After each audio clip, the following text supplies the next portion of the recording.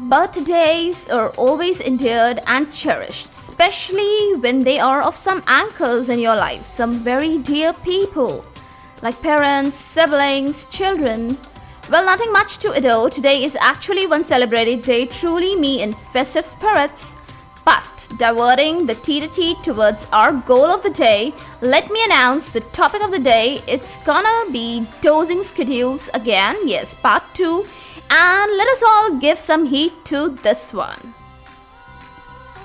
Welcome all to Is Pharmacology Difficult podcast. I'm your host Dr. Radhika Vijay, MBBS MD Pharmacology, and this is the audio hub to get the best simplified basic tips, strategies, methods, and lots of ideas to learn better, understand better, and make your concepts crystal clear.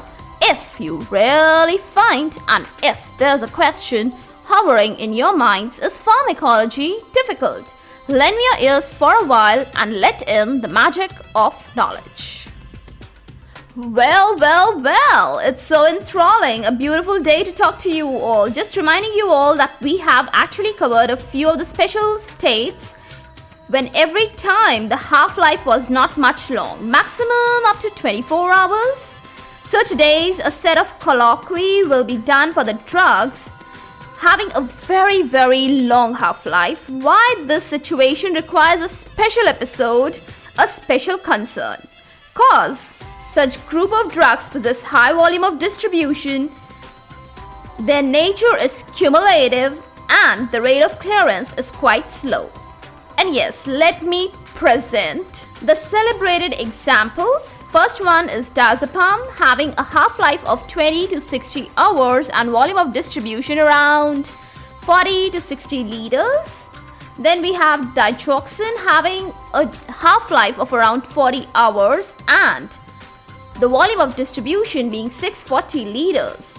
And how can we forget the chloroquine, having a half-life of around 40 hours and volume of distribution around 130 liters. Now it's the desirable state to obtain a steady state plasma concentration level. Well, it actually takes all about 5 half-lives, you remember that, no? For this wonderful wish to come true. Do you have an abundance of patience? No?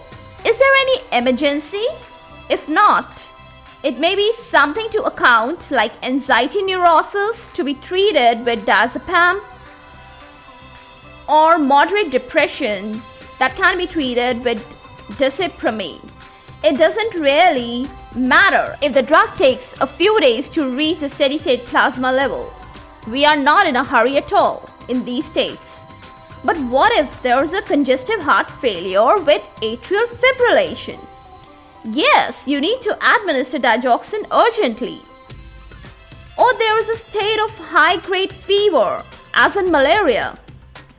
The patient needs chloroquine without any delay. You cannot wait for the drug to take its sweet, slow time and course. You need to hasten the process. One quick solution is to administer an initial loading dose, or nice to call it the priming dose, that promises to reach the steady state level in no time at all. And then after that, you can actually give a maintenance dose that will work to maintain the steady state level which is already achieved. Now actually I can give you a formula to calculate the loading dose. All you need are the two parameters, the plasma concentration of the drug and the volume of distribution.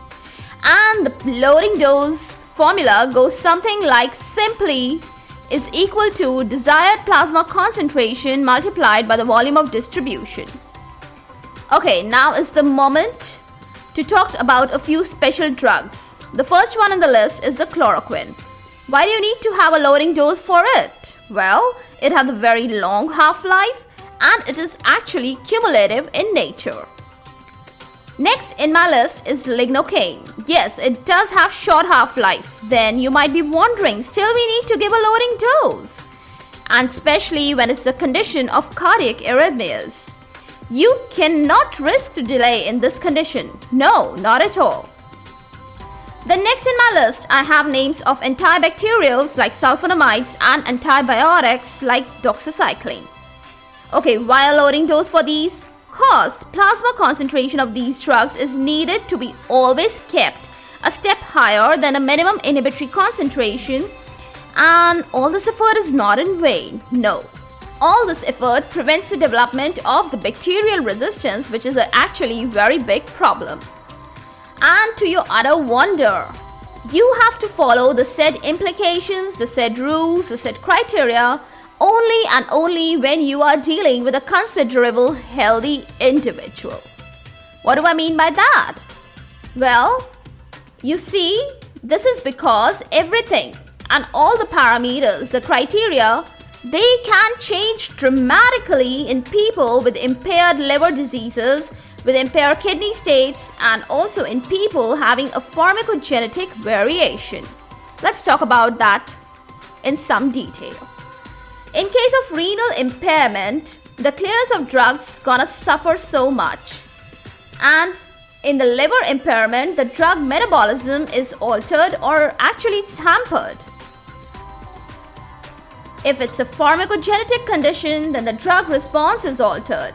It may be absent totally, it may be enhanced, etc., etc. It depends, And you just cannot predict. But I can predict one thing for sure. The clock is ticking its hands and it is hitting the time that resounds the closing of today's epic verbal ceremony. Yes, let us wrap up. You might be having an awaited get-together or some awaited celebration to attend. Well, me too. Here we go.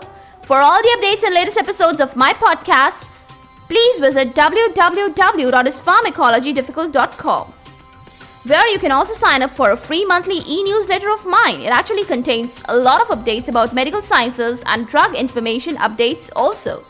You can follow me on different social media handles like Twitter, Insta, Facebook, and LinkedIn. They all are with the same name, is Pharmacology Difficult.